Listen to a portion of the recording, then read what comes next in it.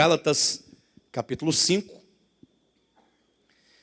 Eu gostaria muito que nesta noite estivesse aqui presente toda a igreja.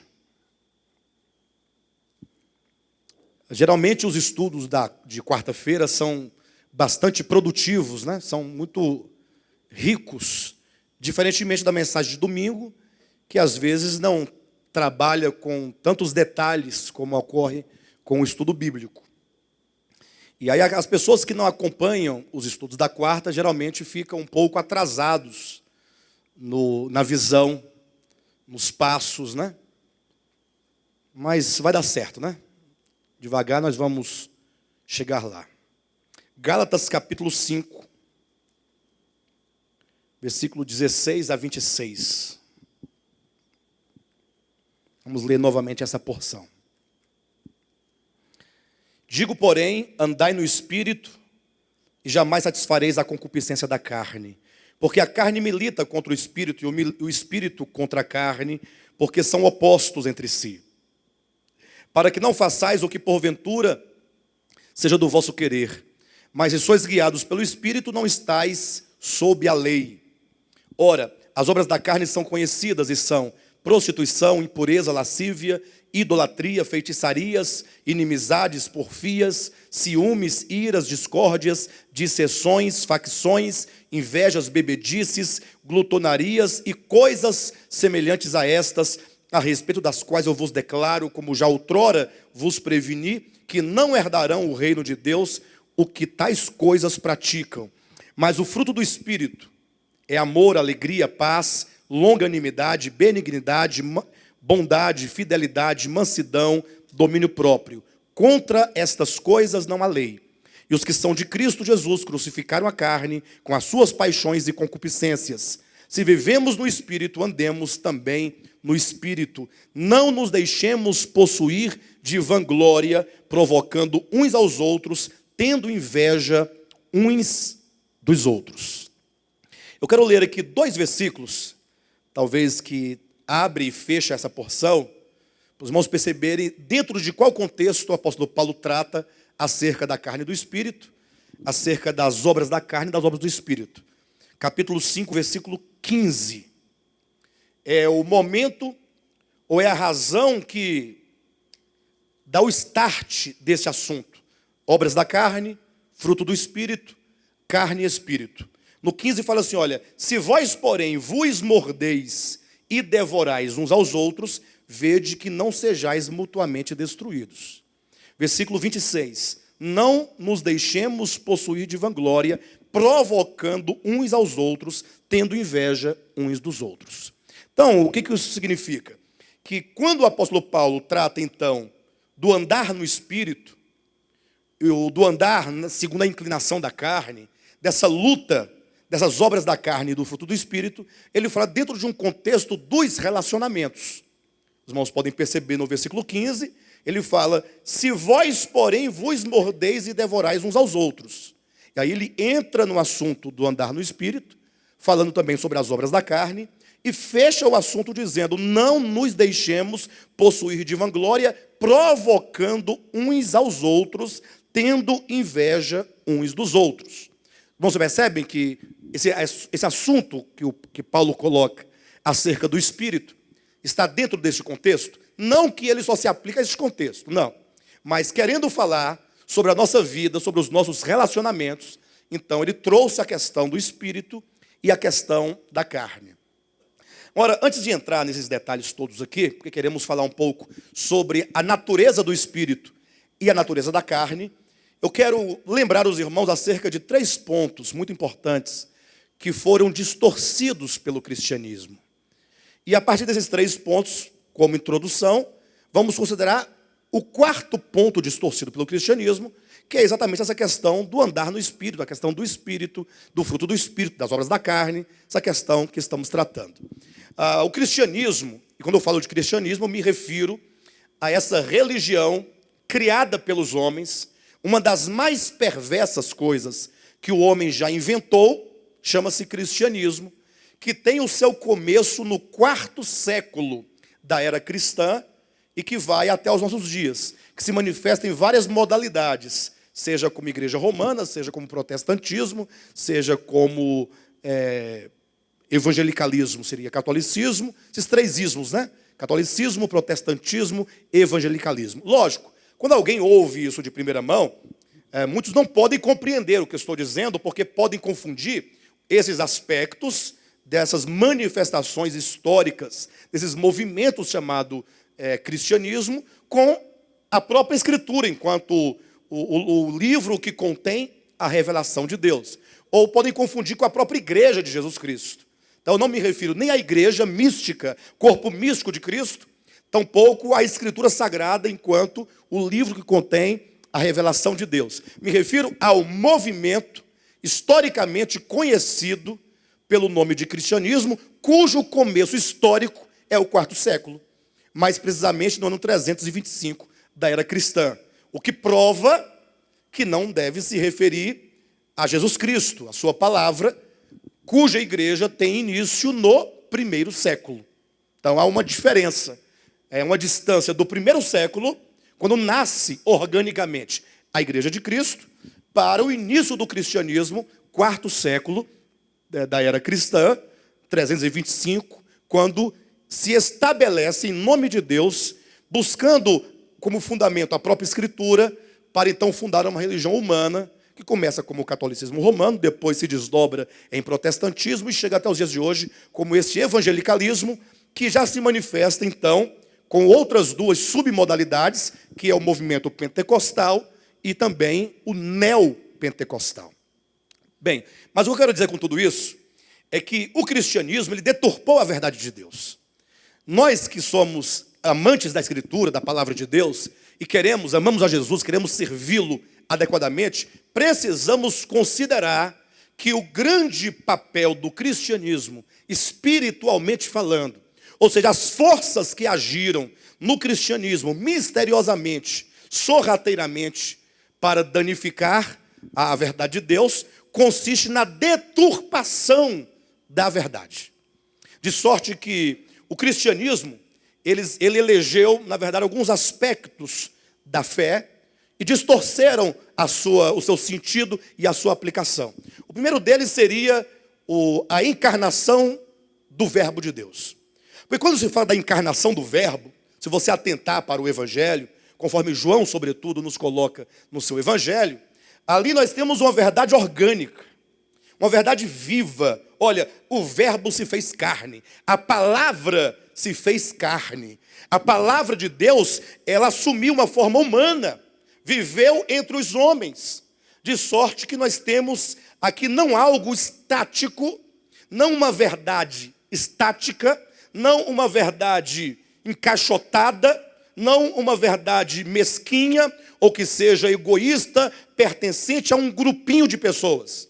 Não, a encarnação do Verbo é uma verdade orgânica. Quando você lê, no princípio era o Verbo, no caso, no princípio era a palavra, e a palavra estava com Deus, e a palavra era Deus, quer dizer que Deus se encarna.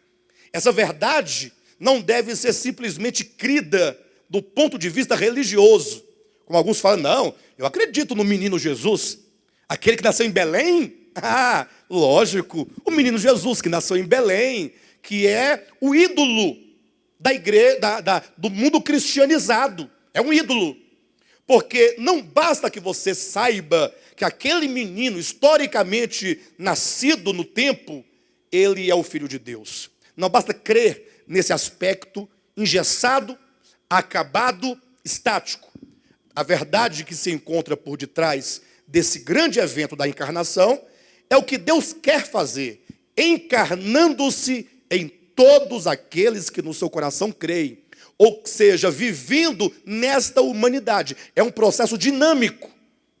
Então, Deus, ele não quer simplesmente que você creia que ele habitou aquele homem Jesus. Ele quer que aquilo que ocorreu com o menino Jesus ocorra também com você. O que o cristianismo fez? Estabeleceu a figura do menino Jesus. Pronto. Então está todo mundo colocando o menino Jesus no presépio. Coisa mais linda. Então é uma verdade estática, acabada, que historicamente é antiga, porque é uma história de 2000 anos. E que para os cristãos, de maneira geral, que estão com a mente cauterizada pelas inverdades do cristianismo, se tornou um objeto de fé. Já imaginou você ter Jesus, o Cristo encarnado, como objeto de fé? Como outros têm outros objetos de fé, embora esse símbolo do menino Jesus, para os cristãos, tenha um significado mais sacro que qualquer outro. Os outros são profanos. O menino Jesus se diz que é um símbolo sagrado para o cristianismo. Enfim, mas a intenção de Deus não é que seja meramente símbolo. Quando então Jesus morreu na cruz do Calvário, agora a sua morte, a sua redenção, que ele efetuou na cruz, também se tornou outro símbolo. Agora há o crucificado, aquele que foi crucificado. E aí todos olham para o Cristo crucificado como símbolo do cristianismo e continua a ser um símbolo estático. Ou seja, a morte de Cristo, a redenção, a crucificação, a paixão de Cristo, tornou-se apenas uma verdade estática, paralisada, fossilizada, na qual se deve crer. Desde que você creia, ainda que você seja sempre o mesmo, o importante é que você tenha aquele objeto de fé. Aí uns colocam a cruz para representar, outros condenam a cruz, mas a carregam simbolicamente no seu bojo teológico de fé.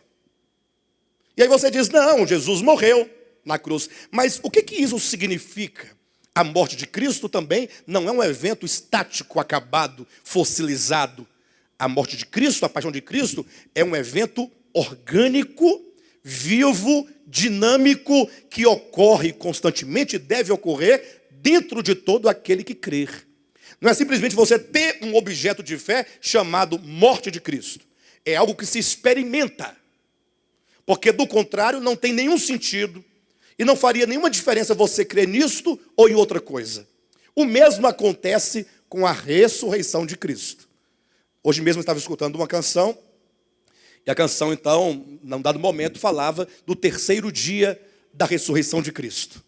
Aí no terceiro dia, e aí dava-se tanta ênfase ao terceiro dia, de modo que se percebe claramente que as pessoas, elas têm uma paixão por um ídolo, ou que seja um herói, que tendo lutado com a morte, como Dante foi ao inferno, Jesus também foi, e saiu de lá ressuscitado. Olha a ideia. E agora isso se tornou para o mundo se tornou um mito, para o mundo. Para os cristãos uma verdade, porém uma verdade estática. Uma verdade que não participa de mim, ou seja, daquele que diz crer nessa verdade. É uma verdade que você pode colocar dentro de uma caixinha de ouro, porque ela é muito sagrada. Aí você tem essas verdades da encarnação, a verdade da crucificação, a verdade da ressurreição, todas estáticas, todas idolatradas, todas como os ídolos que não podem fazer nada por ninguém. Do mesmo modo que se diz acerca dos ídolos, que sejam os pagãos, ou mesmo do cristianismo, quando a Bíblia diz que os ídolos têm olhos e não veem, têm boca e não falam, têm pés e não andam. Salmo 115. Pensam nisso. Quando o salmista diz que as imagens de escultura, que os ídolos, têm boca e não falam, têm pés e não andam, têm mãos e não apalpam, têm garganta, mas som nenhum sai da sua boca, está lá escrito. E diz mais, tornam-se semelhantes aos ídolos aqueles que as fazem e as adoram. Aí eu pergunto, qual é o valor de se ter um ídolo desse? Tem algum valor? E qual é a justificativa da Escritura para dizer que não tem nenhum valor? O ídolo está aqui, você tem, mas e qual é o valor? Não tem, porque ele tem pé e não anda. Ele tem ouvido e não ouve. Ele tem mãos e não apalpam. Tem olhos e não veem. Tem boca, mas não falam. Então, se tem tudo isso, mas nada disso funciona, qual é a vantagem de se ter isso? E o pior, aqueles que fazem essas imagens e os que as adoram, tornam-se semelhantes a eles. Surdos, mudos, cegos, paralíticos, enfim. Agora, voltando para cá. E esses objetos de fé, colocados de modo estático, cuidado, porque eu não estou fazendo crítica ao fato da redenção, nem ao fato da encarnação, nem ao fato da ressurreição. Não. Eu não estou me referindo, ou não estou dizendo, que a morte de Cristo é algo sem valor. Pelo contrário, Estou dizendo que é tão vivo que ele modifica aquele que contempla, aquele que adora, aquele que crê. Agora, se essas verdades, encarnação, morte e ressurreição, tomadas estaticamente como um mero credo histórico, uma mera crença de algo do passado, engessado, acabado, fossilizado, se você toma isso simplesmente como um objeto de sua fé, qual que é o resultado? É o mesmo dos que fazem imagens de escultura. Ou seja, não tem resultado algum. Não produz mudança alguma. Olhe para a história do cristianismo, e a história do cristianismo é a prova. O próprio cristianismo é prova de que esses objetos de fé não funcionam. É como se na igreja tivesse um tanto de altares, e aqui está o Cristo encarnado, ali está o Cristo crucificado, ali está o Cristo ressurreto, ainda que falem de verdades, e ainda que simbolizam essas verdades divinas, porém são todas fossilizadas, são todas estáticas, que não produzem efeito. Lógico, o cristianismo se esconde por detrás de supostas experiências. A pessoa vai lá, está sofrendo mal, sofrendo uma angústia, sofreu uma perda, ou está enfermo, ou está com depressão, ou cansou de beber pinga, de viver essa vidinha de beber, aí já perdeu família, já perdeu saúde, já perdeu amigos, já perdeu emprego. A pessoa vê que está no fim da vida, aí procura uma igreja evangélica. Chegando lá, ele tem uma experiência no âmbito emocional, no âmbito da psique. Ele está carente, essa pessoa está carente de um abraço, de uma palavra, nem que seja uma palavra de chicote, mas fala assim, mas Jesus te ama, então agora ele deseja, e ele até pode eventualmente receber a Cristo, mas daí por diante, você observa que começa um progresso de soberba, de orgulho, e você não vê absolutamente uma transformação orgânica de vida. Você vê mudança de comportamentos, e não todos os comportamentos ditos pecados. Ou seja, a pessoa bebia, não bebe mais, ela fumava, não fuma mais, ela dançava, não dança mais, ia para a casa de prostituição, não vai mais. Quem mais você quer? Então, esses comportamentos mudam. As vestes, muitas vezes, mudam. Às vezes o cabelo muda, a aparência muda. A pessoa ganha uma outra cara.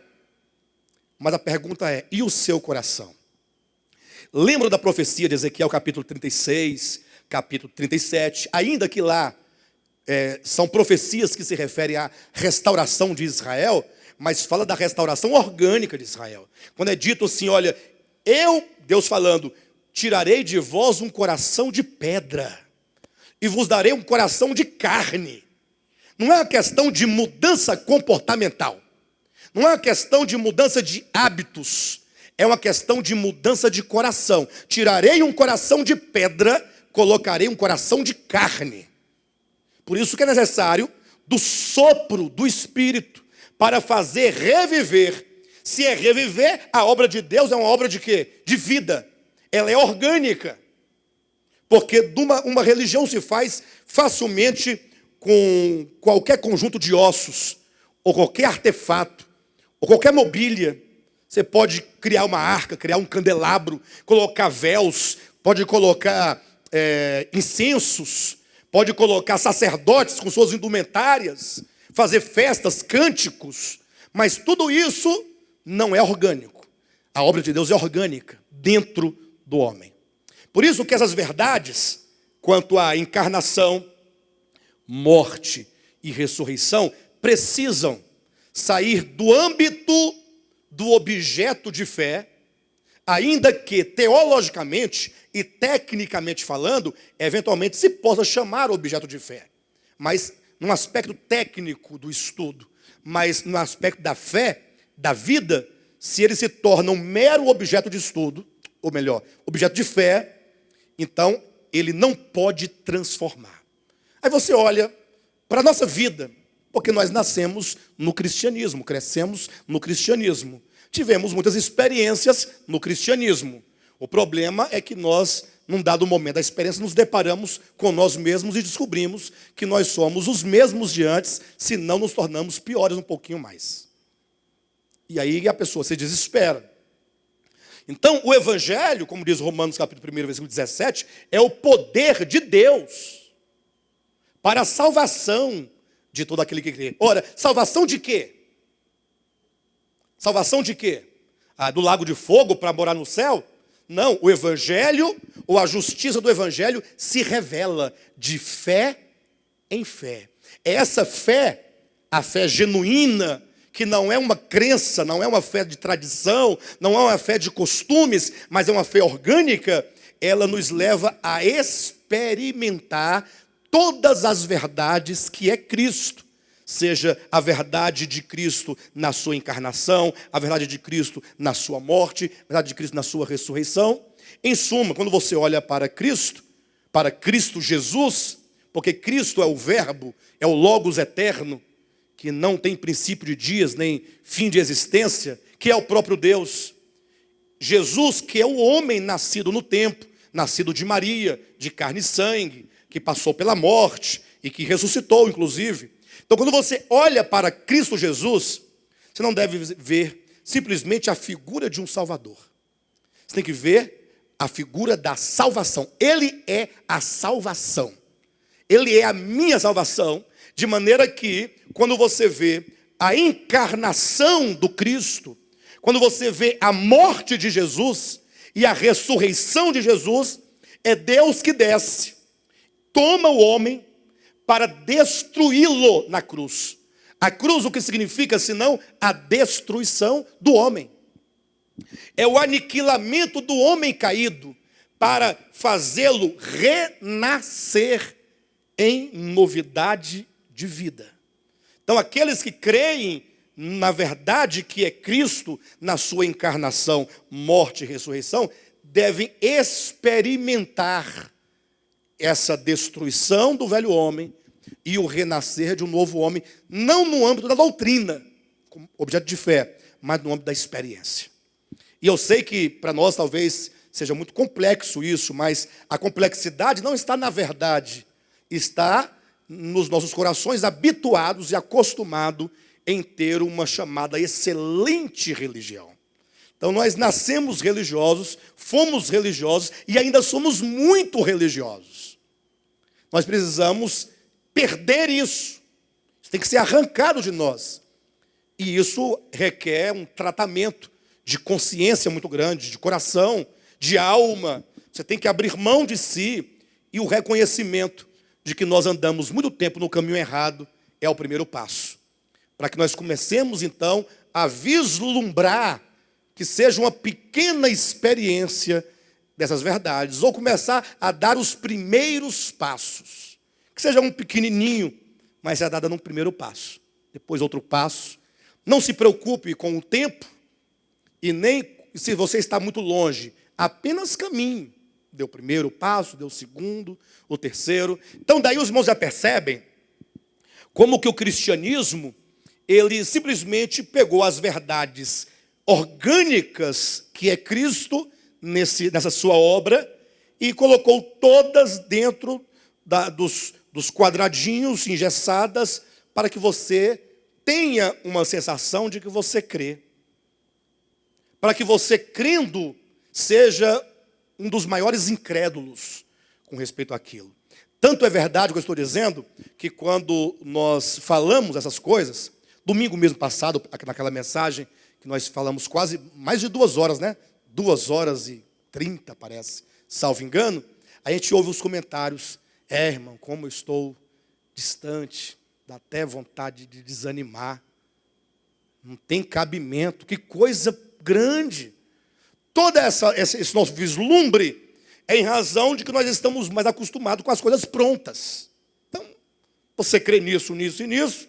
Então, diga sim, amém, amém. Está batizado, pronto, está salvo. Pode sair daí e agora vai pregar para outro, para trazer outro para a igreja. E assim a igreja vai se inchando, inchando, inchando.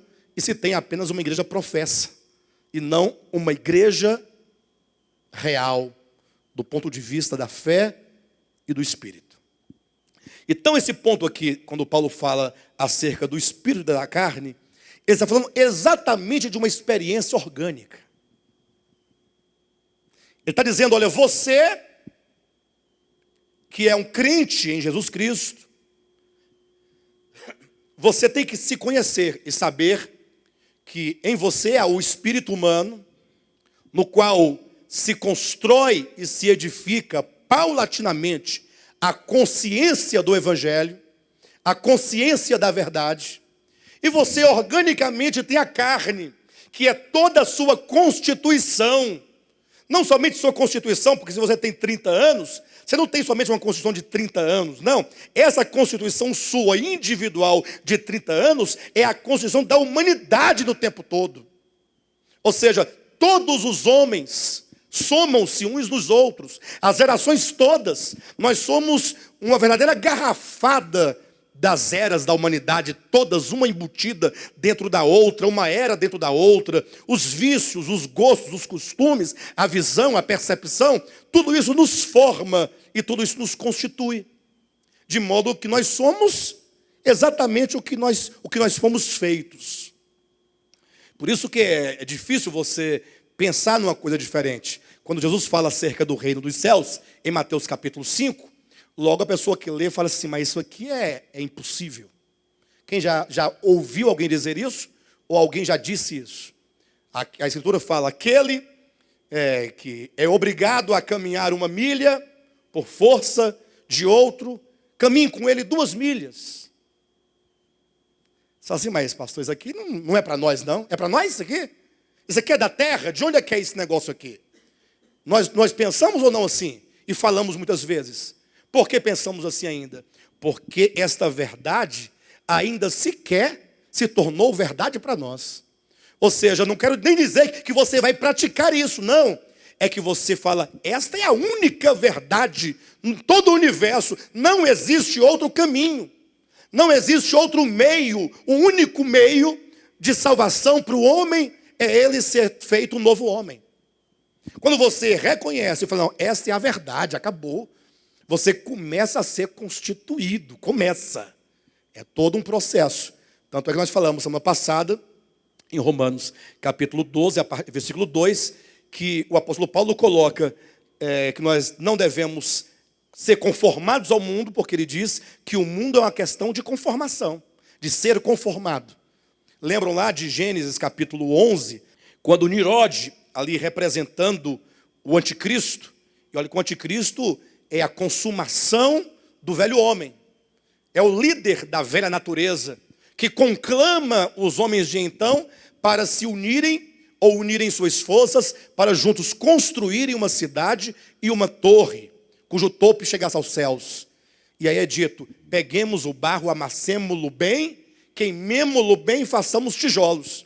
Então essa figura, pegar o barro, que é o homem, e amassar o barro, para poder moldar o barro, é o homem sendo moldado em formas.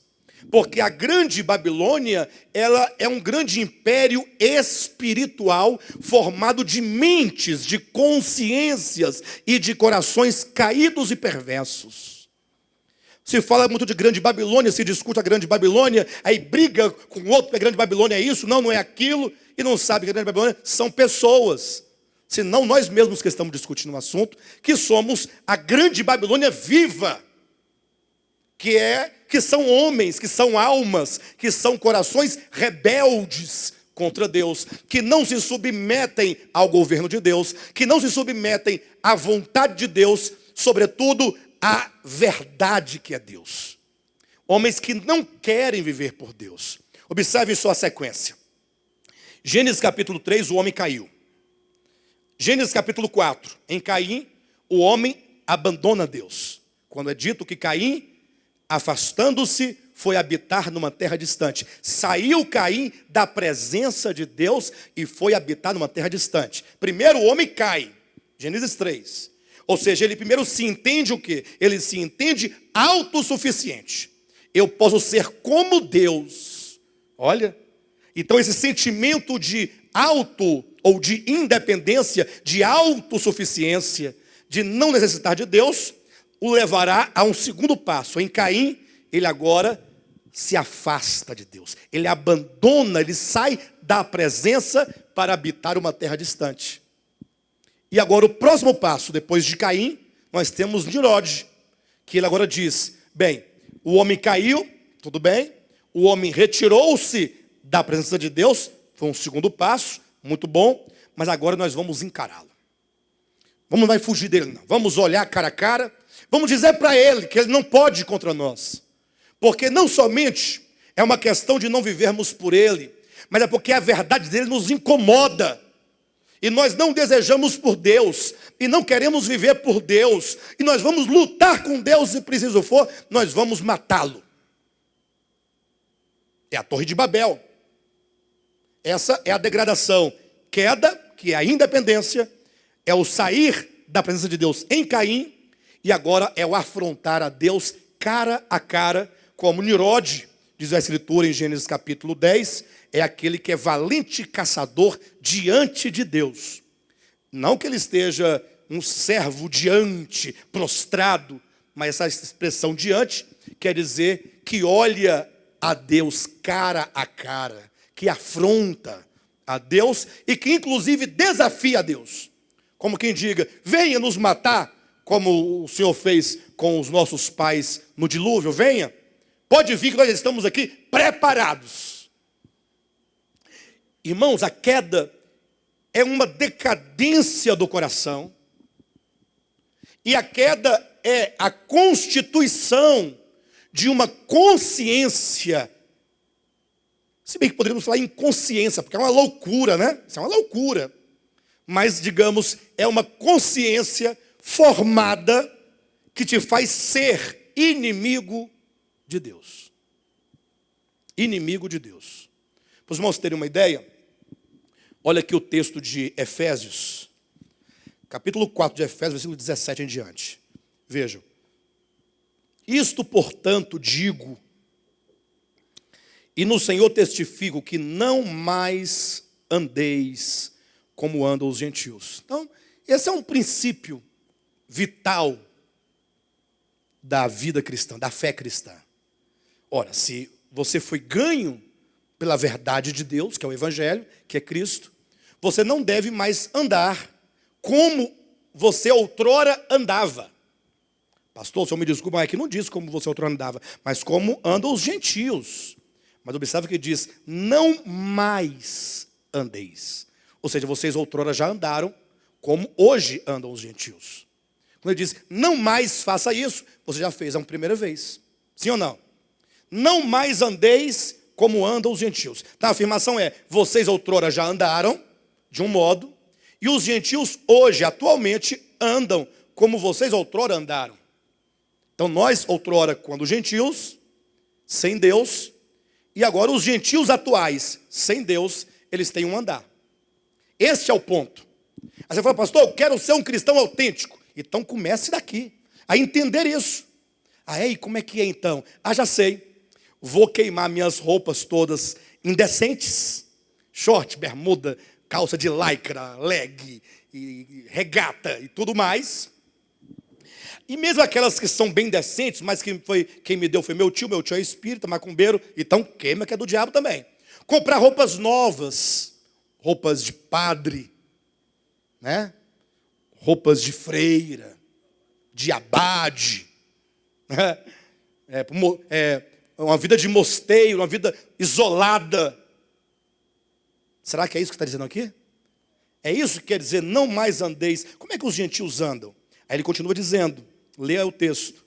Na vaidade dos seus próprios pensamentos. Isto é uma característica.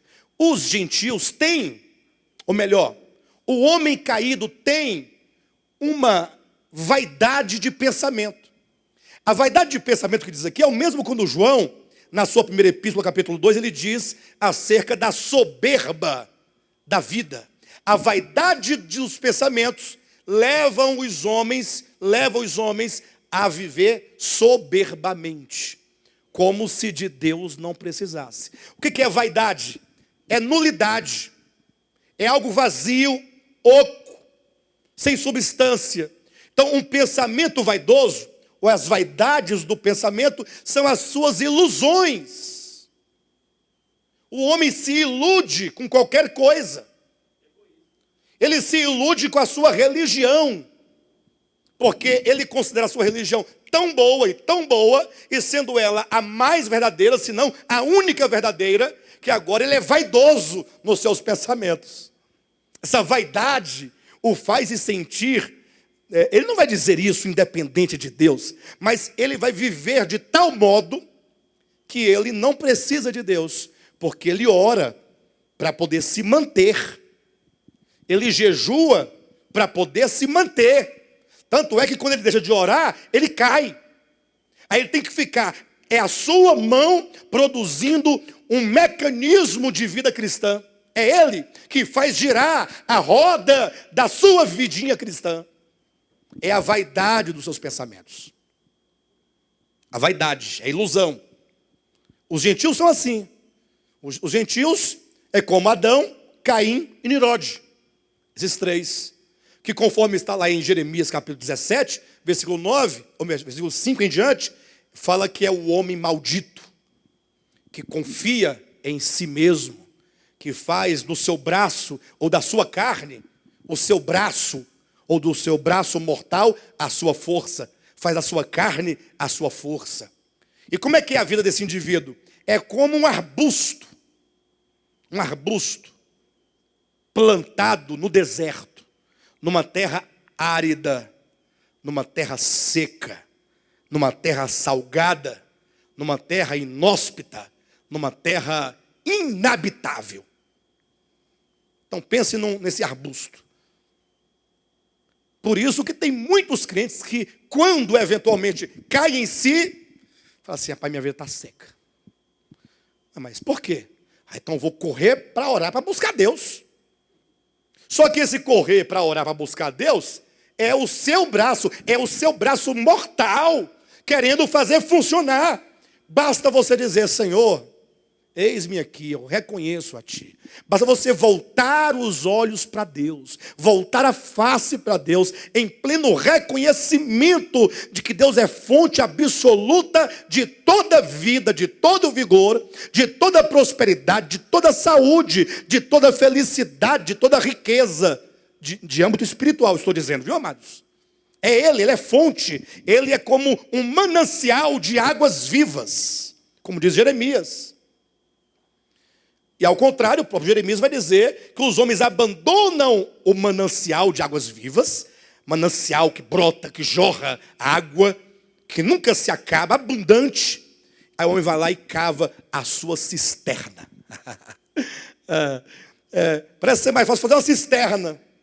Vai lá, faz uma cisterna, direitinho, um buraquinho, lá no chão, no seu quintal. Essa aqui é a minha cisterna.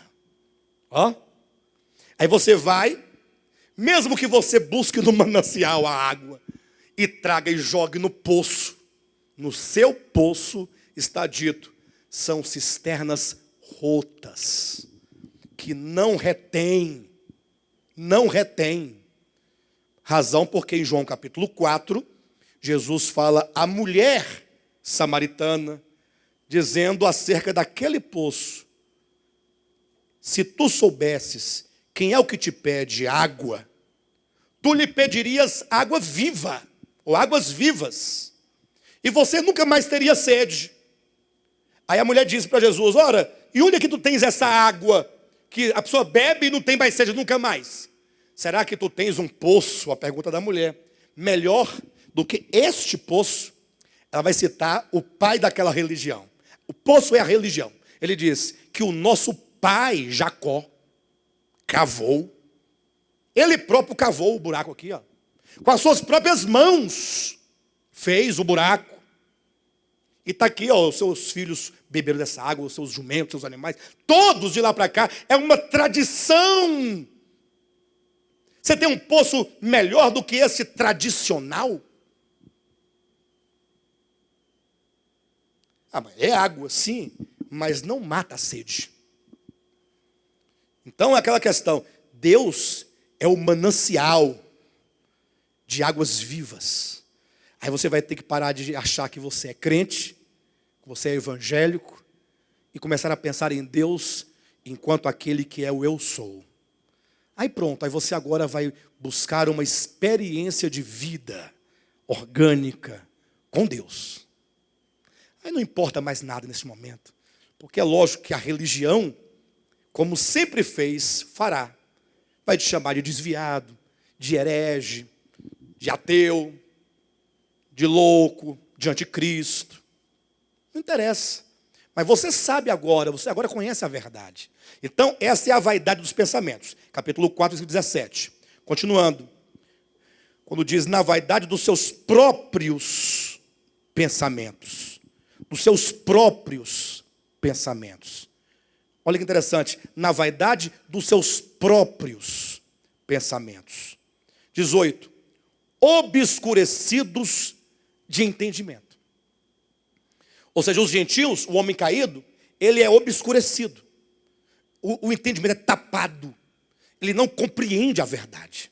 Deus para ele é um homem forte, que solta raio pelas mãos, fogo pelos olhos, joga raio nas pessoas, que está numa galáxia distante, longe. De lá ele olha para cá e fala, vocês cuidado que um dia eu vou chegar aí, e quando eu chegar eu vou arrebentar com vocês tudo. Em vez de quando ele dá uma benção, dá um carro para alguém, aí passa mais um tempinho, depois aí dá uma casa para o outro. Aí para o outro não dá casa, vai pagar aluguel. Vai pagar aluguel. Eu não quero dar, não vou dar. Você vai andar a pé. O outro vai ficar rico. O outro vai nascer doente, vai nascer cego. Eu quero nascer cego. Um Deus monstruoso. Vai nascer aleijado, porque... Sabe por quê? Olha só, para a sua família. Quem foi seu pai? Macumbeiro. Então, sua avó? Macumbeira. Então você, meu irmão, vai pagar o pato. Porque eu sou Deus e não posso admitir isso. Então eu lancei uma maldição hereditária. Olha. É o Deus do cristianismo. Que não é Deus. Não é o Deus, na verdade, né? Pode ser um Deus, mas não é o Deus verdadeiro. Porque o Deus verdadeiro é aquele que de quem João dá o testemunho, né? Deus é luz.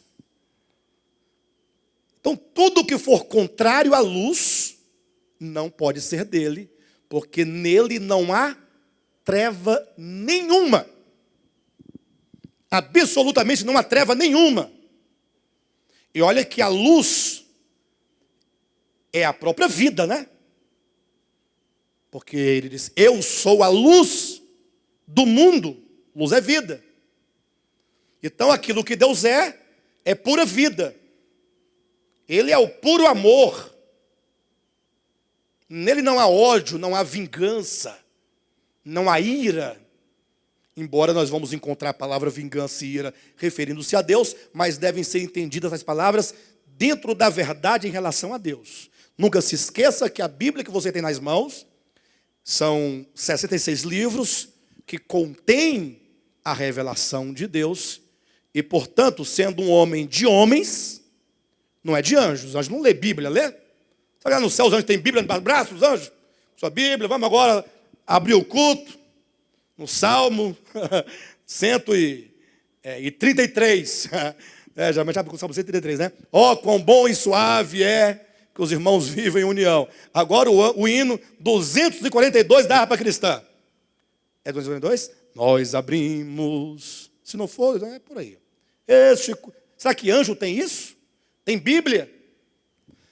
A Bíblia Sagrada, enquanto um livro de homens que contém a revelação de Deus, é por natureza um livro antropomórfico, cujas formas linguísticas são formas de linguagem humana. Então, você tem que elevar o pensamento da Escritura ao caráter de Deus aqui revelado, para entender o que se quer dizer com ira, com vingança.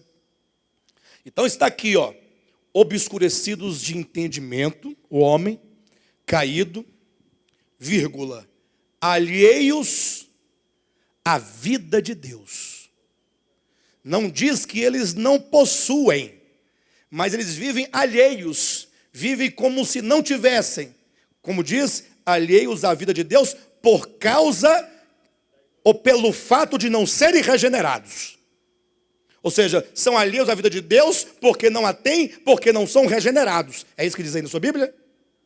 Alheios à vida de Deus por causa da ignorância. A ignorância é que faz o homem viver alheio. É a ignorância. Contava para o irmão Gil hoje à tarde um caso, uma ilustração, que talvez não tenha muito sentido na sua estrutura, mas a ideia é interessante. Diz de uma criança, um rapazinho, que vivia no interior com seus pais, passava uma fome. Pensa numa fome que ele passava. Via os pais ali trabalhando, lutando, mas era tão ruim a condição que um dia o jovem resolveu sair e ir para uma cidade grande para estudar, para aventurar, para ser alguém na vida, para ganhar algum dinheiro para ajudar os pais. Aí foi e prometeu aos pais, olha, quando eu ficar rico, ou tiver um bom emprego, eu vou ajudar vocês. Fiquem tranquilos aqui me esperando.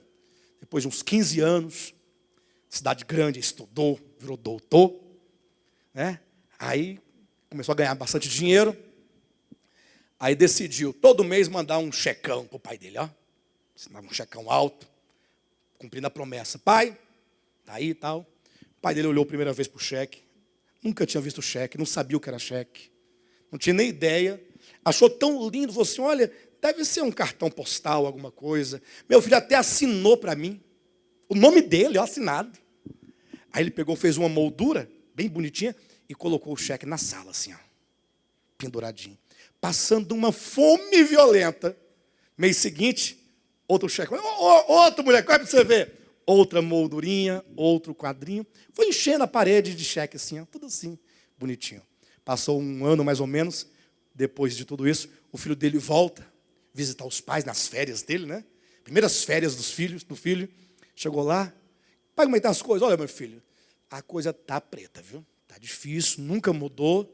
Mas pelo menos você não se esqueceu do papai, sempre mandando aqueles quadrinhos bonitinhos. Vem cá para você ver onde estão todos aqui guardadinhos. Não perdi nenhum, ó. Todos os cheques aqui na parede.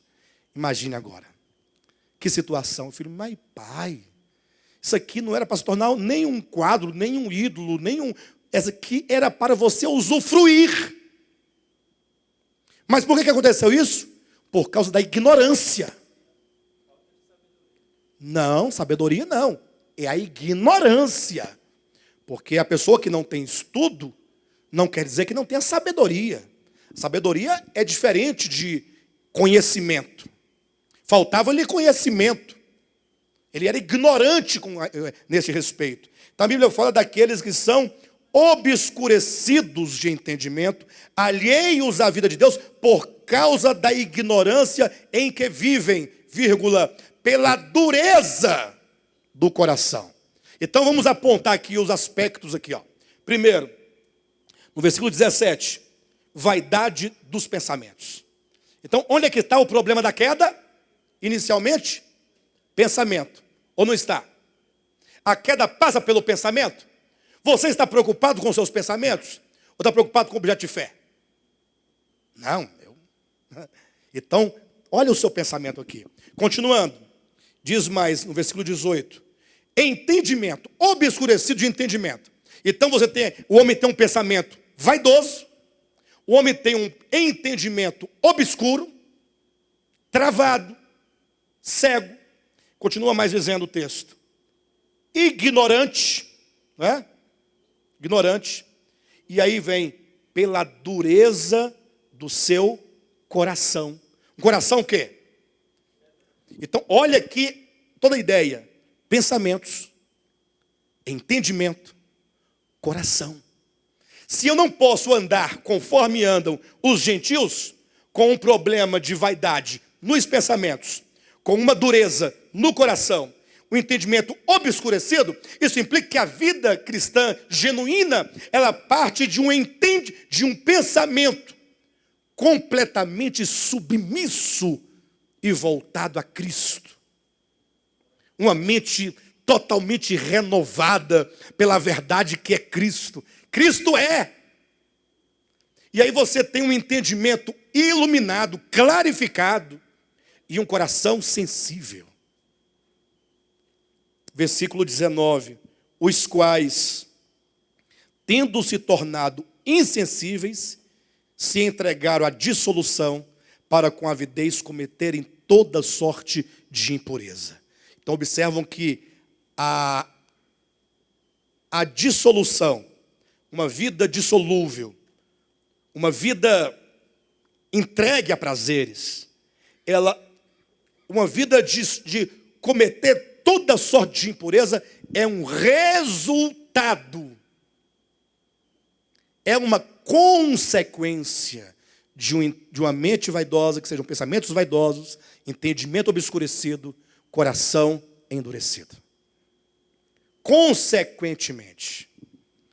Bem, então voltando aqui para Gálatas, capítulo 5, nós, então, entendemos o que é, porque quando Paulo coloca carne e espírito, essa questão, a carne como sendo a humanidade caída. Deus é tão sábio, querendo nos revelar essa humanidade caída, que quando a Bíblia fala da criação do homem e também da queda do homem, olha a genialidade de Deus. Ele coloca a queda de Adão. Para você entender, mesmo sendo um casal, macho e fêmea, mas não havia Adão e Eva antes da queda. Entenda, não havia os nomes Adão e Eva. Ambos eram Adão antes da queda. Ambos chamavam-se Adão antes da queda. Porque Deus quer demonstrar que ali não é um indivíduo. Deus não vai dizer, mas esse Adão, se eu pego esse Adão, eu já vi, gente fala assim, essa Eva, eu vou te falar, viu? No dia que eu me encontrar com ela, ela vai ver. Não existe essa Eva. Ali, Deus quer mostrar toda a humanidade. Por isso aquele homem chama-se Adão. Adão quer dizer o quê? Humanidade. O nome Eva vai surgir depois da queda, depois do relato em que Deus fala ali todas aquelas coisas ali com o homem, com a mulher, sobre a serpente, sobre a terra, é que Adão diz, chamar-se-á então varoa, em outras versões Eva, não é? Ou melhor, chamar-se-á Eva, porque ela será mãe de todos os seres viventes. Varoa ou Eva, dependendo da sua versão. De todo modo, então, os irmãos querem conferir Gênesis capítulo 5, versículo 2, deixa claramente quando diz que Deus criou, macho e fêmea os criou, e os abençoou, e lhes chamou pelo nome de Adão, no dia em que foram criados. Então olha como é a escritura clara. Deus criou macho e fêmea, Deus abençoou macho e fêmea, e Deus chamou macho e fêmea de Adão, no dia em que macho e fêmea foram criados. Então isso é para demonstrar a humanidade. Então o que é carne?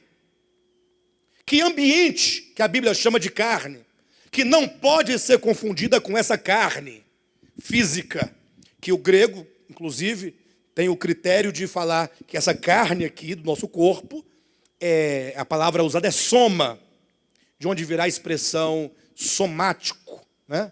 Somático não é que soma de somar. Já vi pessoas assim, gente, às vezes você tem tanto problema na sua alma que somatiza no seu corpo, no sentido de que tudo vai somando e vai acumulando no corpo. Não é somar de somatória, é de soma grego, que é corpo. Então, doenças psicossomáticas são doenças da alma que refletem na carne física, que refletem no corpo. Então, quando a Bíblia fala da carne, aqui enquanto esse aspecto pecaminoso, inimigo de Deus, não usa a expressão soma. A expressão é sarkis, que quer dizer uma natureza pecaminosa. Natureza pecaminosa. Quando você olha, por exemplo, Romanos, no capítulo 7, Paulo fala muito sobre a questão do pecado na carne, do pecado no corpo. A impressão que dá, quando você lê em língua portuguesa, sobretudo, é de que ele está falando do corpo físico. A impressão que dá. Já leram Romanos capítulo 7? ele fala, mas vejo nos meus membros, chama de membros, outra lei que guerreando contra a lei do meu entendimento, me faz prisioneiro da lei do pecado que está no meu corpo, na minha carne. Aí a impressão que dá em todo o texto é que ele está a se referir ao corpo. Mas eu desafio vocês a lerem Romanos 7. E a impressão vai continuar. Se você for ao grego, ele vai usar a palavra sarkis no lugar de carne. Entretanto, a ideia geral é de corpo. Então o problema é o corpo? Não. É a sarkis, não é a soma. Mas por que quando ele fala, todas as suas articulações chegam à conclusão que se trata ao corpo? Os irmãos estão entendendo a minha indagação? A palavra específica que Paulo usa é sarkis, para se referir a uma natureza. Mas quando você reúne todos os versículos do capítulo 7, toda a ideia que dá é esse corpo do pecado. Por que quando você soma todas as ideias do capítulo 7, você vai chegar à conclusão de que o pecado habita no corpo físico? Aí você vai para o grego, pega a palavra sarkis, tira do texto, coloca aqui, aí não dá corpo físico. Mas quando você lê, coloca no texto, todas as ideias, por fim, chegarão a uma conclusão de que o corpo nosso tem um problema.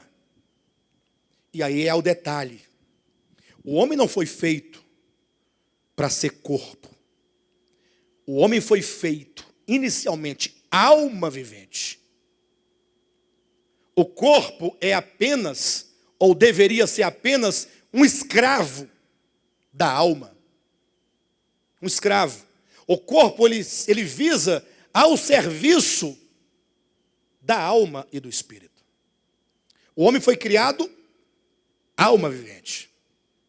Só que quando o homem caiu, o homem tornou-se carne. Ou seja, agora o corpo tornou-se senhor da alma.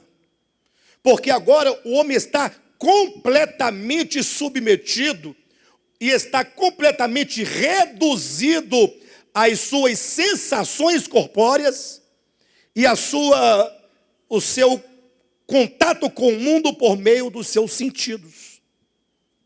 Deus, as coisas espirituais, tornou-se uma coisa muito distante para o homem. O homem foi reduzido a essa escravidão. Agora, o homem, enquanto alma e espírito, ele vive em função do corpo. Em função. É uma escravidão. O homem agora é escravo do corpo. Tudo agora é o corpo. Corpo. Em todos os sentidos. Nós nos preocupamos com a feira do mês, mas não preocupamos com o alimento espiritual do mês. O alimento espiritual do mês não tem tal importância. Isso é coisa que, se der, eu vou à missa. Se não der, eu não vou. Não? Vou lá, rezo o meu Pai Nosso, minha Ave Maria e está pronto. Você é crente, vai lá, reza a sua ladainha e volta, a mesma coisa. O homem se tornou escravo da carne, do corpo. De sorte que quando o homem se converte a Jesus Cristo, essa verdade está em 1 Coríntios capítulo 15, versículo 45 e 47, ele agora é feito espírito. O homem foi feito alma vivente, tornou-se carne, agora é espírito. Lógico que isso dentro do âmbito da teoria, isso é o ideal. O homem nasceu, foi criado alma, tornou-se carne, agora, dentro do ideal cristão, ou ideal de Deus, o homem é espírito. O homem salvo, né? O homem que alcançou este alvo de fé. Então, o que acontece? Quando Paulo diz, então, que a carne milita contra o espírito, e essa verdade dessa luta só se aplica a alguém que passou por uma experiência genuína de conversão, e aí tem que tomar um cuidado muito grande, porque a maioria dos cristãos, vamos colocar assim, a maioria dos crentes não tiveram experiência de conversão. Isso é um fato. A maioria esmagadora dos crentes não tiveram experiência de conversão genuína. Passou por um processo de religiosizar-se. Ele foi religiosizado. Ele se adequou a uma instituição. Mas experiência de conversão, pouquíssimas pessoas cristãs ou os crentes experimentaram. Então, o que acontece? Quando essa pessoa ele entra para essa religião, o que acontece? Ele vai chamar de espírito o quê? Atenção, esse é um detalhe muitíssimo importante. O que ele vai chamar de espírito? Então, se nós nos reunirmos para orar, e essas nossas orações forem frutos da nossa ambição, do nosso egoísmo, da nossa vingança, do nosso ódio. Exemplo, você vai orar lá no monte. O que você vê muito lá em termos de oração? Vamos colocar alguns aspectos. Muitos vão lá buscar o quê? Poder. E você quer poder para quê? Se a Bíblia diz que o poder de Deus se aperfeiçoa, é na fraqueza. Quem quer ter o poder de Deus aperfeiçoado na fraqueza? Ninguém quer. Quer o poder aperfeiçoado na força. Para que essa pessoa, quando chegar diante da igreja, ele possa ser um super-homem. Jogando raio e poder e unção. Porque isso é bom para o ego. Isso chama um espírito. Pregações que você vê que do início ao fim, elas somente alimentam o ego do ser humano. Não pode ser espírito, é carne. Aí muitos falam assim, vou levantar de madrugada para orar. Aí colocar 3 da manhã para despertar o celular. Aí desperta, aí você fica, a carne diz, não vou. Aí o espírito diz, vai, não vai. É a luta da carne e do espírito? Não. É a sua carne, que não sabe se quer dormir ou se quer ser exaltada. Não, é a única carne que está entre duas coisas boas para ela. Ou dormir, ou ser exaltada. Então, é a carne contra a própria carne. Esse é o problema. Quão diferentes são as orações da Escritura? As orações tem como base a oração do Pai Nosso, oração do Reino, com oração totalmente comprometida com a verdade que é Deus, porque os 3 primeiros elementos falam de Deus. Depois, quando entra para a realidade humana, é um coração que fala, Pai, não deixe faltar o pão nosso de cada dia. É um coração singelo, um coração que entende que tudo provém de Deus. Um coração que está preocupado, Senhor, não me deixes cair em tentação, mas livra-me do mal. Um coração que não subestima a sua própria carne. É uma oração completamente do Espírito. Então, quando o apóstolo Paulo diz que a carne milita contra o Espírito, entenda que essa experiência só pode ter alguém que passou por uma genuína experiência de conversão. De modo que, quando alguém passa por uma experiência de conversão, ele contemplou o Cristo crucificado. Não é possível ter experiência de conversão sem olhar para o Cristo crucificado. O que implica essa ideia? João, capítulo 3, quando fala da experiência do novo nascimento. Ali com Nicodemos, lembram? Nicodemos não compreendia como pode um homem sendo velho voltar ao ventre de sua mãe e nascer uma segunda vez. Jesus explica dizendo, não me refiro ao nascimento da carne, porque o que é carne, eu me refiro ao nascimento do alto, do Espírito, de Deus. Aí ele vai explicar o seguinte, como é que eu posso, Jesus deve ter falado, como é que eu posso dizer para você, Nicodemos, numa linguagem que você compreenda as coisas do céu? Porque isso é coisas do céu, não é da terra. Aí Jesus foi buscar lá na Torá, lá em Números capítulo 21, aquele quadro do povo de Israel sendo picado pelas serpentes, para de lá extrair a verdade desse encontro com Deus, dessa experiência de conversão, essa experiência de regeneração, de novo nascimento. Ele diz que Moisés clamou a Deus no deserto, porque as serpentes abrasadoras estavam picando os homens, eles estavam morrendo, e Deus disse, não, faça uma serpente de bronze, coloque ela numa haste bem alta, pendure ela, sei lá, numa haste. E aí quando alguém for picado, diga para essa pessoa que ela deve olhar, mirar, contemplar a serpente de bronze. Até aí é contexto Antigo Testamento. Aí Cristo diz, do modo como Moisés levantou a serpente no deserto, importa que o Filho do Homem seja levantado. Então vamos lá, importa que o Filho do Homem seja levantado. Os irmãos entendem o que quer dizer isso? Importa que o Filho do Homem seja levantado? Como é que isso pode mudar a minha vida? Como é que eu posso ter experiência? Primeiro, leia depois João capítulo 8, que lá Jesus vai dizer por 2 vezes que o Filho do Homem seria levantado. Ele diz que quando o Filho do Homem fosse levantado, o mundo, ou todos, haveriam de crer que ele é o eu sou. Olha, como é que você olha para o crucificado e vê ali o eu sou? É uma contradição, um paradoxo. O crucificado, que parece ser o ninguém da história, porque ele é um maldito naquele momento, todos estão em melhor condição que ele. Como é que ele pode ser o eu sou? Então, quando diz o Filho do Homem será levantado, implica uma obra.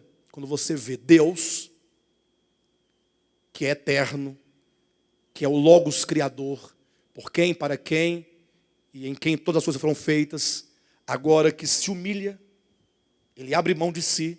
Os irmãos conseguem conceber essa ideia? Seja honesto. Não é compreender, é conceber. Se você estivesse no céu para dar um conselho para Deus, como é que você faria? E a resposta sua é a mesma de Pedro. Quando Jesus falou, o Filho do Homem vai para Jerusalém, ele vai ser preso, ele vai ser torturado, ele vai ser morto. Pedro disse, Senhor, isso de modo algum te acontecerá. Sabe por que ele disse isso? Porque naquele momento a mente dele, a consciência de Pedro não, esse caminho não dá certo. Esse não. Se for Barrabás sofrer isso, está certo. Vocês concordam que Barrabás não tem que sofrer isso mesmo ou não? Barrabás não tem que sofrer? Agora, o Filho de Deus, não. Essa é a consciência do homem caído. Porque a consciência divina diz, é necessário que o Filho do Homem seja levantado. Porque é quando ele estiver ali sendo torturado, maldito, cuspido, insultado, vilipendiado, é que o mundo saberá quem eu sou.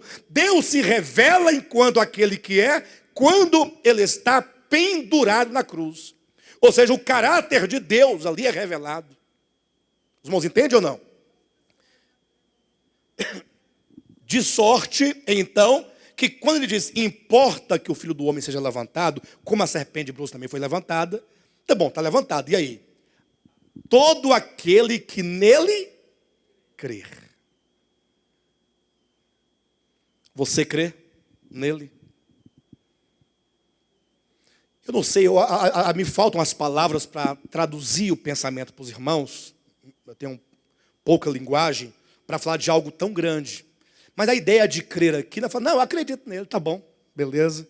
Não, é quando você olhar, você vê ali o quadro. Um homem que, por voluntariedade, por amor, por bondade, ele se entregou a todo aquele sofrimento voluntário,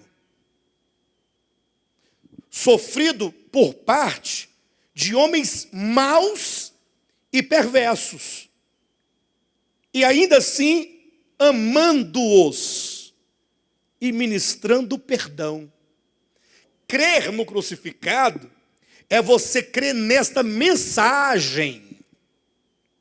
Quando essa mensagem é interiorizada no seu coração, aí você tem uma experiência de novo nascimento, porque nasce um novo ser dentro de você, haja vista que o ser é o ser pensante. O ser não é carne. Você não pode, por exemplo, olhar para o Istvan e dizer, aquilo ali é o Istvan. Não. Querem ver uma coisa? Vamos pegar o Istvan aqui, colocar aqui à frente. Pessoal, quero apresentar. Isso aqui é o Istvan. A pessoa falou o quê? Satisfação em conhecê-lo. Conhecê-lo? Você não conheceu o Istvan. Você está vendo uma carcaça branca do olho verde. É verde? É?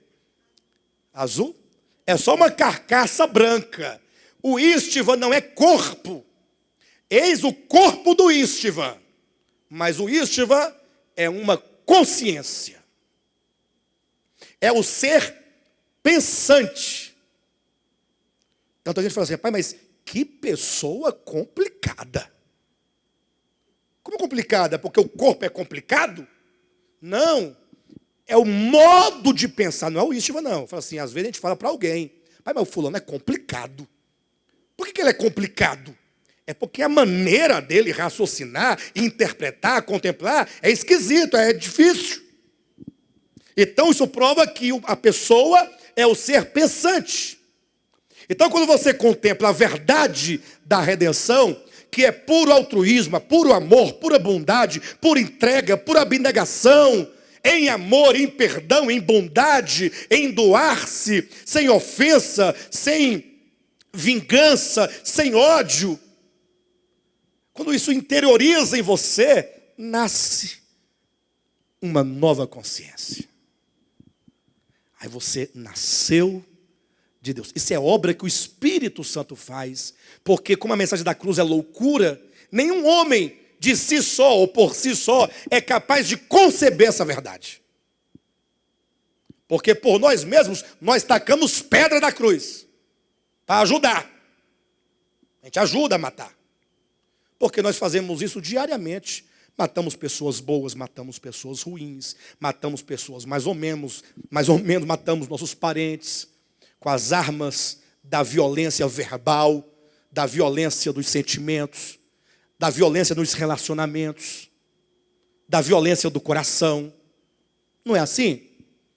Então, quando é dito que alguém crer no crucificado, não é crer num Jesus histórico do passado como verdade estática. Olha que eu não estou desprezando o aspecto histórico. Eu estou elevando o aspecto histórico a um patamar de espiritualidade. Como que isso é vivo e orgânico e dinâmico em todo aquele que crer.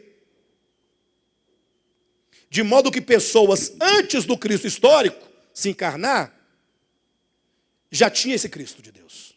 Muitos antes do Cristo se manifestar, já vivia essa fé no Cristo de Deus. Porque é uma verdade espiritual. Essa verdade espiritual, ela é o Espírito de Deus que age nos corações, que gera uma nova visão, um novo sentimento, um novo falar, um novo proceder, um novo comportar-se. Tudo é mudado a partir de uma nova visão espiritual engendrada no espírito humano pelo Espírito de Deus. Só que isso não significa que você ainda não tenha carne. E o que é a carne? A carne é toda a massificação do velho homem ao longo da história que te gerou. Nós somos gerados, velha natureza. Nascemos velhos e ao crescermos, quanto mais crescemos, mais velho ficamos e mais a natureza fica. Quando então a pessoa tem a experiência com Cristo, que ela nasce de novo, ela agora passa a conviver como quase que, como vamos colocar, uma luta entre essas duas chamadas naturezas, essas duas consciências, esses dois desejos antagônicos. E aí entra-se num processo, o ideal é entrarmos num processo de fazer morrer a velha natureza.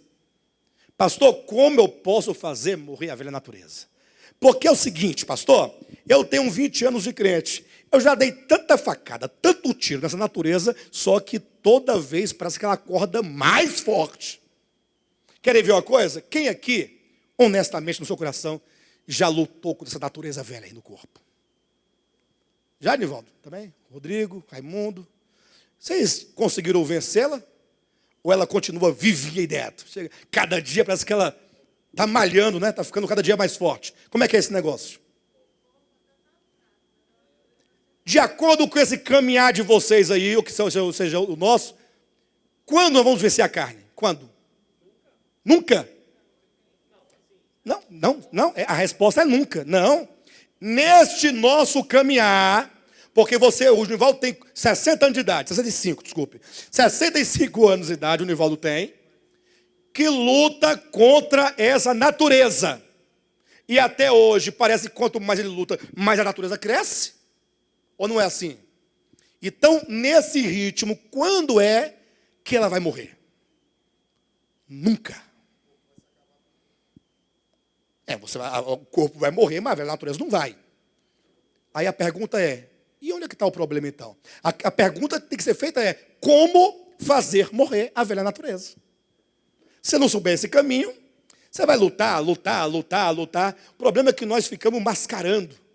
Sabe aquela pessoa bem sem vergonha, mas que ele tem um cargo talvez muito elevado, ou então ele é líder de uma comunidade muito espiritual, muito crente, e ele tem que ter aquele fingimento. Aquele cara sem futuro que está lá naquele churrasco lá, de repente aparece outro dia barbeado, terno, gravata, elegante, sapato bem engraxado. Parece gente. Parece que coisa. Aí quando os outros encontram em outro ambiente, um ambiente mais assim, fala, mas você não é que não pode ser o mesmo? Não, é porque ele maquiou a sua personalidade. Não foi? Usou uma máscara. O problema é que nós ficamos tentando converter a carne. A carne não vai se converter. Ninguém vê essa carne assim, ó, olhando assim, não vou olhar. Não vou, Jesus me ajuda, Jesus. E Jesus não ajuda. Ele não ajuda. Ou ajuda, pessoal? Aí você fala, ajuda, pastor. Jesus não ajuda, irmão. Se ajudar, vocês não estariam do modo como você está.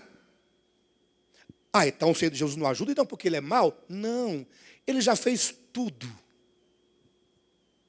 Ele não pode fazer o que ele já fez. É você que não está entendendo, está obscurecido de entendimento. Você pode chamar aqui, ora para a pessoa, ela vai cair possessa, endemoniada, sai uma legião, entra uma falange, sai a falange, entra uma quadrilha, vai os demônios entrando e saindo. No final, estou liberto. Conversa fiada, está do mesmo jeito. Quem já viveu em igreja de expulsar demônio sabe como é que é a turma lá.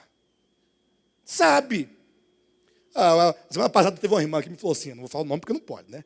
Pastor, olha, vou ser honesto com você. Você falou uma coisa certinha, sabe por quê? Porque eu vou contar uma experiência. Não sei se eu devo falar isso. Não, devo falar isso não. É coisa pessoal. Não, mas você imagine que em algum lugar desse planeta, atenção, exista uma pessoa, senhora, atenção, em algum lugar do planeta existe uma senhora que é missionária. Acredita nisso?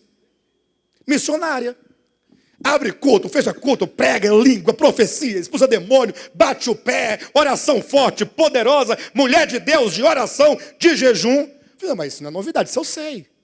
Não, é que ela também é macumbeira da linha preta, da linha magia negra. Magia negra. Falei, não, estou falando para você, ué. E para não dizer que é boato, pastor, é a minha mãe. Não me disseram não, eu conheço a peça. Puxa vida, mas como pode? Estão liberto. Liberto de quê? Lógico, não é uma experiência de uma pessoa que vale para todas.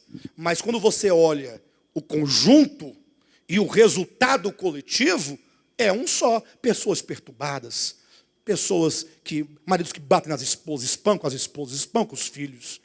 Filhos que não podem servir a Deus, não porque sejam maus ou perversos, mas porque não acreditam no Deus dos seus pais.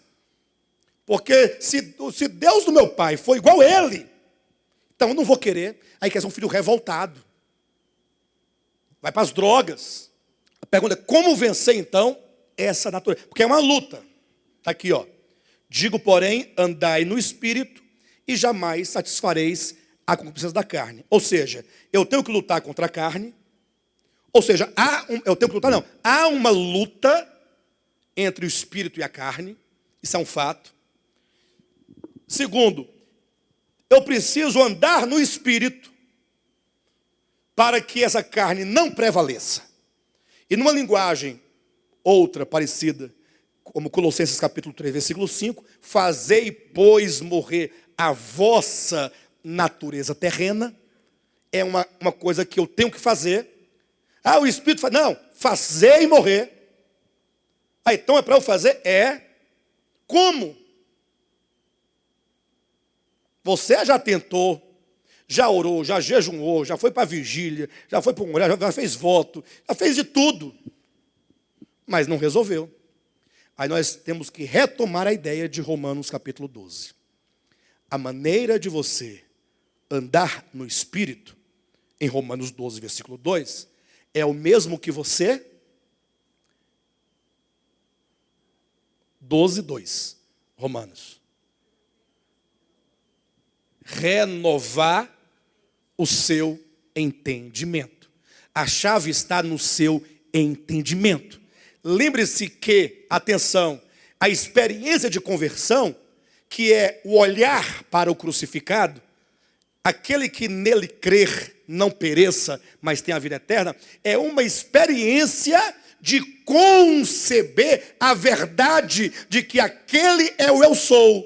E lá tem uma expressão de amor, de bem, de belo, de perdão, de misericórdia, de graça. Ou não tem? Com essa mensagem entra em você, você foi formada, nasceu um novo homem, uma nova consciência, um novo pensar, que agora precisa estar num constante processo de renovação. E essa renovação não é apenas um renovar, mas é um renovar como que se amplia a cada momento, porque a sua compreensão do crucificado, sobretudo quando a sua encarnação, sua morte, ressurreição e segunda vinda, isso vai se ampliando e você isso vai crescendo dentro de você. E esse processo, portanto, prospectivo, que vai adiante, é, ao mesmo tempo, um negar-se a ser conformado com esse século. Não vos conformeis a este século, mas transformai-vos pela renovação da vossa mente. Então só existe um caminho de renovação da mente que gera transformação e um caminho contrário, que é o caminho de sermos conformados a este mundo. E eu repito, ser conformado a este mundo é você se permitir que as ideologias, que o espírito, que as leis do cosmo, que são leis espirituais, sejam sedimentadas dentro de você. Os irmãos entendem isso? Vamos lá. Vamos usar essas duas alas para poder deixar bem dinâmico e bem pedagógico. Está aqui, ó. Não vos conformeis com esse século. Sim ou não? Então, vamos lá? Olha, não vos conformeis a este século. Ser moldado. Esse ser moldado é como é nos braços, na cabeça, na mão, nos pés. Onde é que é? É o entendimento, é a consciência que se forma. Exemplo de algumas leis desse século, não século de 100 anos, mas desse cosmo. Um exemplo. É dando que se recebe, é a lei desse século. É dando que se recebe, é a lei desse século. É? Esse século, este mundo, como uma consciência coletiva, tem por verdade que só se recebe se você primeiramente der. É isso? Esse século, esse mundo, ele tem essa consciência coletiva formada, esse entendimento no coração, essa verdade suprema, que o homem tem que ser bom, tem que doar, tem que entregar. Isso aqui é uma luta. Machado de Assis usou uma figura, uma metáfora para poder ilustrar o espírito desse sentido, desse século. Ele falou o seguinte, que ao vencedor,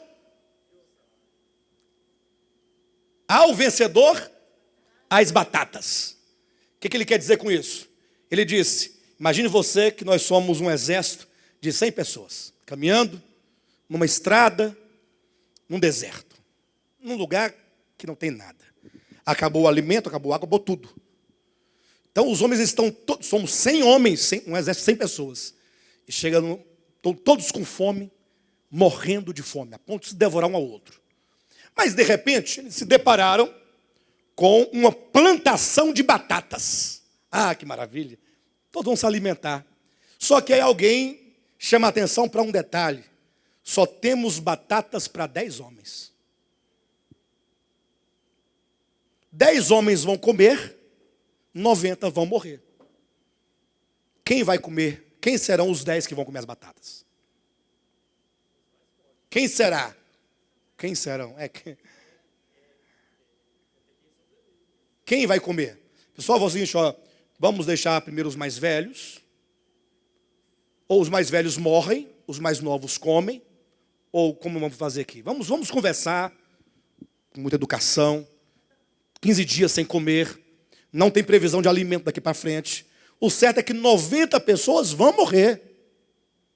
Quem se voluntaria para dar um lugar para o outro viver? Tem esse diálogo?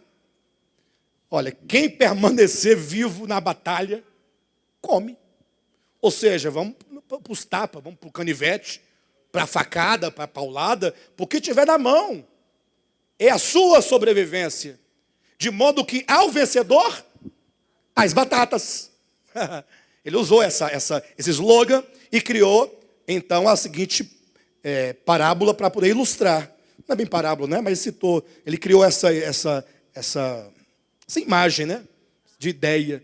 Ele disse que a onça, ela come o bezerro porque é a lei da sobrevivência. Porque ela tem que se alimentar. Por que a onça come o bezerro? Porque ela precisa se alimentar. Está justificado? Sim ou não? Não. Está justificado ou não está? Eu tenho que comer. Então eu vou matar o bezerro e vou comer. Então eu justifico a minha violência. Ou seja, por que eu peguei e dei um golpe na irmã Edna? Um golpe financeiro? Eu tenho que pagar minhas contas, ué. Ou eu faço isso, ou eu não pago minhas contas. Está justificado. Deu calote nela, mas o que se pode fazer, gente, nesse mundo? Olha como ele constrói a ideia. Então a onça come o bezerro porque ela precisa se alimentar. Aí olha a segunda frase. E se o bezerro for tenro é fraquinho, molinho.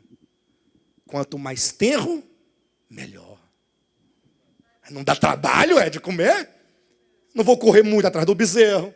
Ele não vai se espernear muito. Ou seja, é a lei, isso é a lei do mundo. Ou não é a lei desse século? Então eu pergunto, quando você se depara com essa verdade, que não é machadiana, porque ele não inventou isso. Ele simplesmente fez a leitura e colocou nestas palavras, como na Escritura, você vai encontrar várias palavras e várias situações com a mesma ideia. Aí eu pergunto para vocês, aqui não vos conformeis a esse século. Quando você se conforma a essa ideia da pirâmide social, em que os mais fortes estão sobre os mais fracos, tem que ter uma base para sustentar o rico. Quando você concebe essa ideia no seu coração, você nunca fez uma confissão verbal, mas você vive, você procede, você age, você estuda, você trabalha em busca dessa conquista aqui, Você está conformado a esta lei, a este princípio do cosmos. Mas você teve uma experiência com Deus, de novo nascimento. Aí foi gerada uma nova ideia. Melhor é dar do que receber. Palavra de Jesus, dita aos apóstolos. Palavra, salvo engano, Pedro falou para Paulo, ou foi num contexto em que os dois conversavam. Enfim. Aí eu pergunto, olha para mim. Só uma perguntinha básica. Melhor ou mais bem-aventurado é dar do que receber? Não, estou perguntando. Não tem campo espiritual.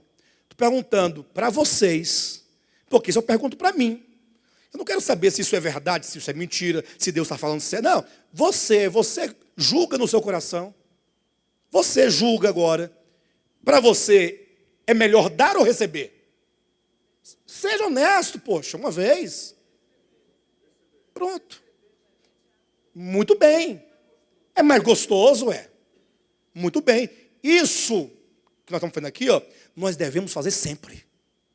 Sobretudo nas nossas orações diante de Deus. Porque senão nós estamos perdendo nosso tempo. Não é feio dizer, o irmão, o Elton disse que é gostoso. Mas é lógico que é gostoso, ué. Se não fosse, você não vivia lutando sua vida inteira para receber. Ué. Então a gente fica com um discurso e o coração é outro. Não, então está certo. É isso mesmo. Então, quando nós dizemos que mais bem-aventurado é dar do que receber, isso não é uma verdade para nós. Portanto, como eu posso andar no Espírito, dessa nova consciência celestial, dos que nasceram do alto, do céu, do Espírito, se eu estou sendo ou se eu estou conformado a esse século? Não estou falando de vocês, não.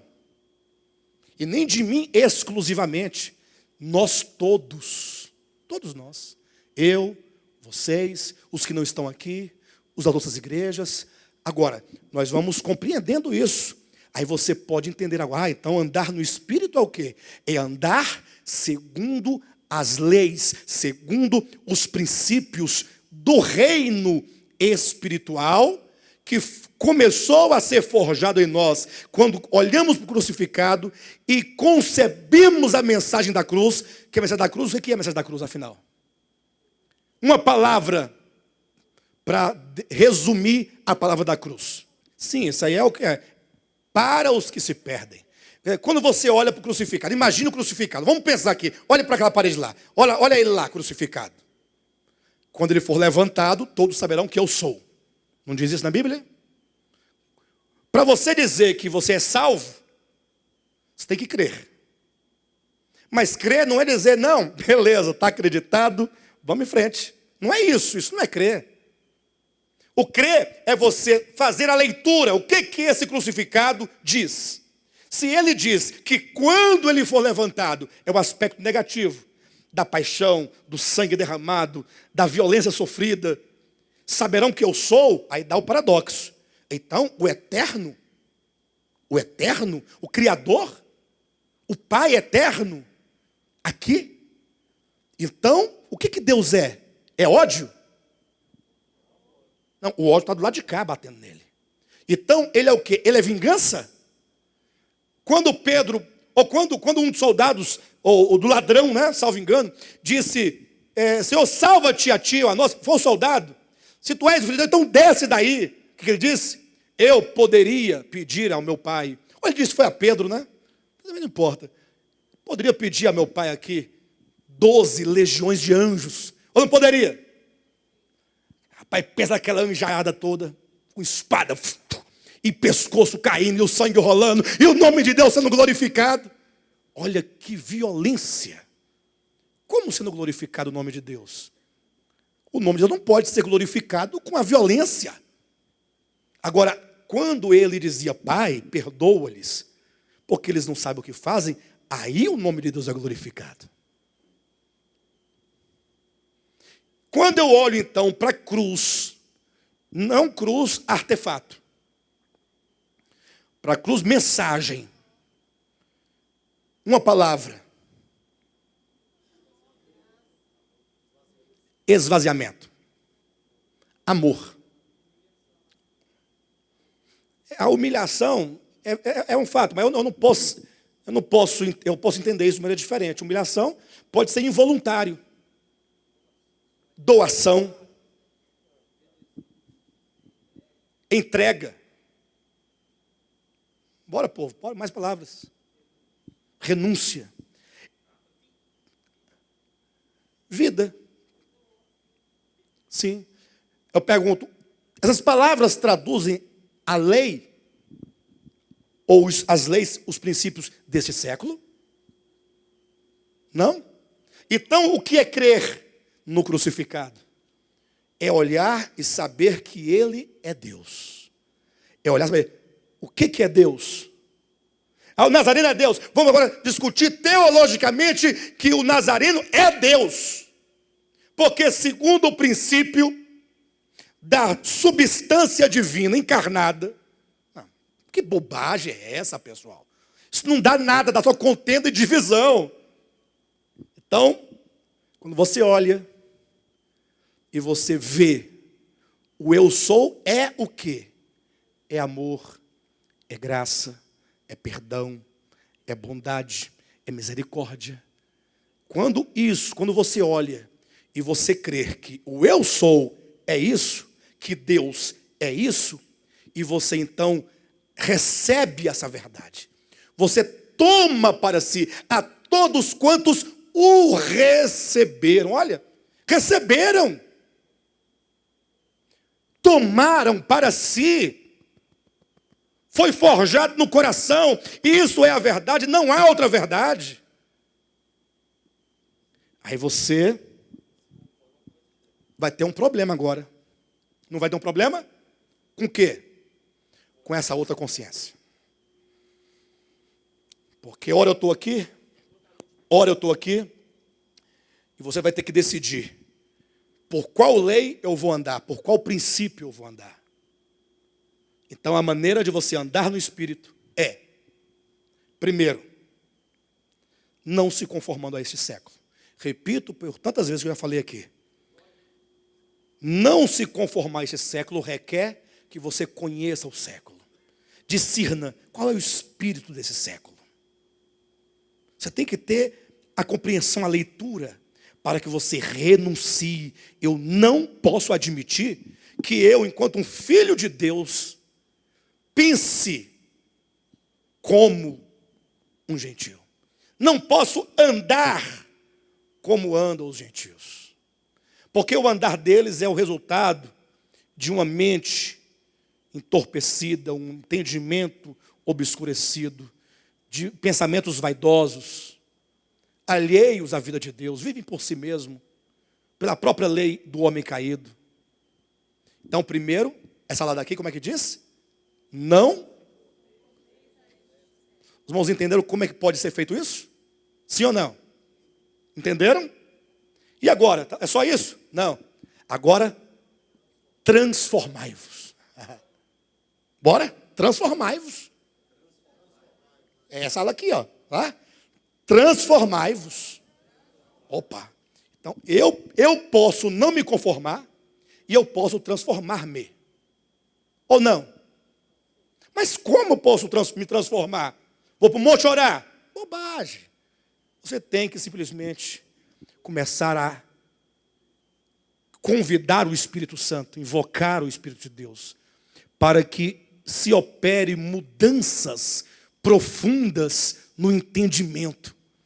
Cada vez que a sua consciência espiritual acerca da verdade vai se ampliando pela revelação de Deus, você vai concebendo isso e começando a dirigir os seus passos nesta direção. E aí eu quero estabelecer um ponto para a gente poder encerrar, já passamos até do horário, mas só para os irmãos pegarem este ponto aqui.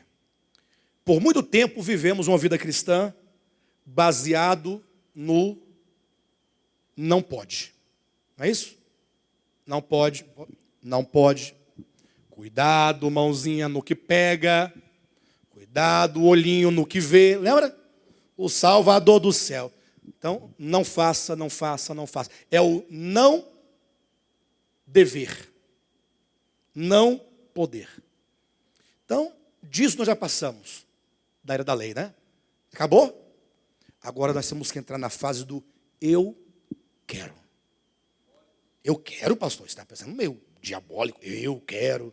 Jesus entrou no tanque de Betesda. É uma mensagem que eu vou pregar logo no domingo aqui. E perguntou, queres ser curado?